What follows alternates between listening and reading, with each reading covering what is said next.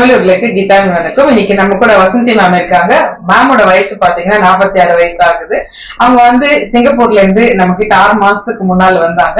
அவங்களுக்கு அப்ப என்னன்னா வாய்ப்புள்ள சொத்தை இருந்தது, முன்பள்ளியும் சொத்தை இருந்தது. அதனால அவங்களால சாப்பிட முடியல, ஈஸ்டடிக்கா அதாவது பேச முடியல யாருக்கிட்டையும் அப்படின்ற ஒரு இன்டென்ஷன் தான் வந்தாங்க. அப்புறமா நம்ம செக் பண்ணி பார்க்கும்போது மத்த பல்லு சொத்த பல்லு இருந்தாலுமே அதெல்லாமே இன்ஃபெக்ஷன்ஸ் ஆயிருந்தது. எல்லாம் பல்லு எடுத்துட்டு 5வது நாள்ல இம்ப்ளான்ட்டும் பண்ணிட்டு ப்ரொவிஷனல் டே டெம்பரரி பல்லு அப்ப கொடுத்துட்டோம். 6 மாசம் கழிச்சு மறுபடியும் பெர்மனன்ட் பல்லு வந்து மாத்த சொல்லியிருந்தோம்.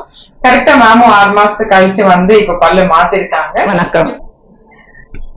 எனக்கு இந்த டென்டல்ல வந்து ரொம்ப கஷ்டப்பட்டு என் பல்லு வந்து ரொம்ப மோசமா இருந்துச்சு. சோ எனக்கு வந்து எப்ப பார்த்தாலும் யூடியூப்ல நான் தேடுவேன், எங்கடா எந்த டென்டல் தான் இருக்குன்னு நான் நிறைய பார்த்திருக்கேன். ஆனா எனக்கு எதுவுமே செட் ஆகல. ஆனா எப்படின்னு தெரியல, இந்த சிந்தாமணி டென்டல் எனக்கு வந்து ஒத்து வந்துச்சு.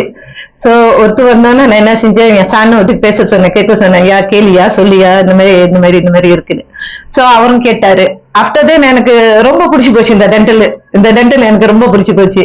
So after then last year நான் வந்தேன். ஸோ லாஸ்ட் இயர் வந்து அப்ப நான் டாக்டர் கிட்ட கன்சல்ட் பண்ணேன்.